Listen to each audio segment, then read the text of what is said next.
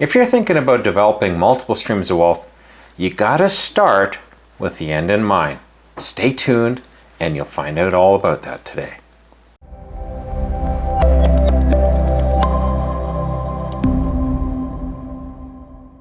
Hey guys, Frank Thomas here from Wealth Generation Strategies. If you're watching this video, you're interested in developing multiple streams of wealth, and I think that's a good thing.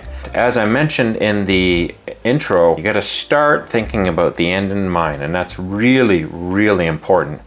There's a saying that I like to use is, if you don't have a destination, I guarantee you're going to get there, but you might not like where you end up. So you got to have a good destination in mind. I want you to think big. I want you to think big dreams, big goals. Don't think about, the next month's rent, or I don't want you to think about earning $1,000. I want you to think in the millions. You might think, well, that's a pretty big reach, and that's exactly why I want you to reach for it. If you don't reach for it, you're never going to obtain it, because that's part of with thinking about the end in mind. In today's video, what we're going to do is I'm going to be going through a whole bunch of points that I found to be vitally important when it comes to that whole idea of thinking about the end in mind. Let's get into point number one.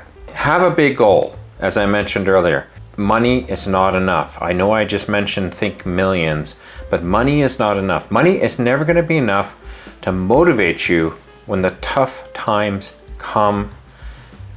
You need something more than that. You need motivators that are emotional, that are things that are really important to you, that are well beyond money. They transcend wealth and money as a whole. And that could be one of my desires. Is I've always desired to take care of these kids in this orphanage in South Africa.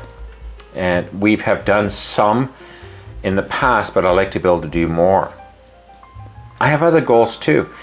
One of the things that I look at is I look at the fact that I look at the idea of true retirement in terms of I can go and do what I want to do. I can go live in a country and I don't have to worry about the money on it. I can just go and do, and if I see a need, I can satisfy that need.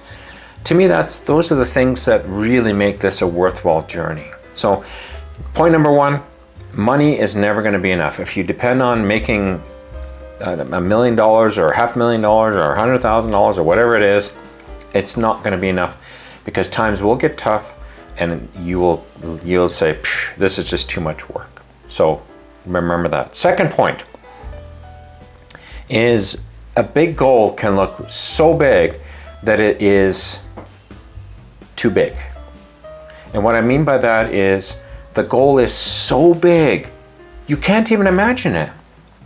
So what you need to do is you need to take that goal, you need to break it down. You need to think, hey, like for example, I'm working on a piece of software right now as one of my projects, and I'm part of a company doing that, and I have ownership into that company. And my end goal is to sell this to a larger company, into something, like to sell the software as a whole to a larger player.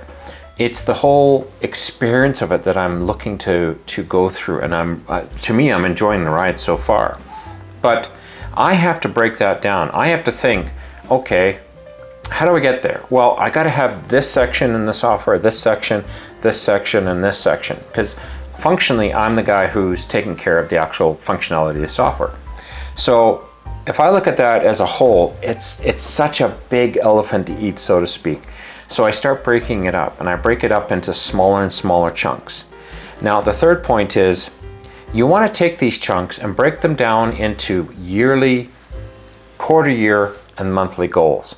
You actually want to put some tangible timelines behind those goals, because that'll force your hand to ensure that you stay in line with what you're trying to do.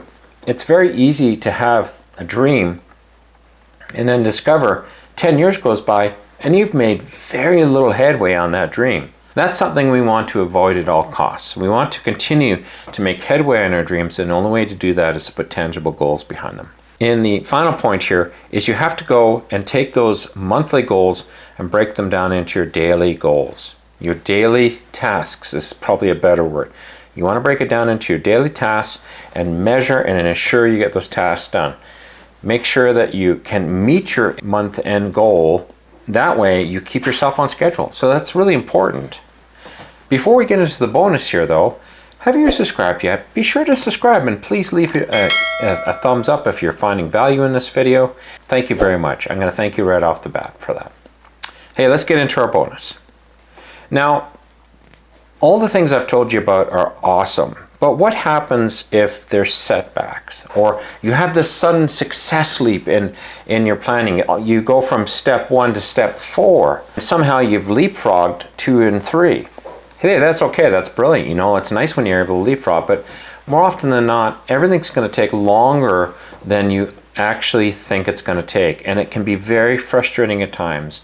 Don't let the frustration hold you back. Don't let the frustration drag you down. What you got to do is you just have to readjust those goals. That's what you got to do. You got to go and readjust those goals and work on them, groom them, nurture them, and love them. Treat your whole vision and your goal like raising children. I have to be honest with you. You just have to take care of it. So I hope that helps you out today. I actually have another video showing right now, and it's talking about what are the first things when you're looking to build a long-term multiple stream of wealth, what do you invest into? And it's a great video. It's something I recorded a few weeks back, and I've had good response from it. And go take a look at it. Thanks a lot. We'll talk to you then.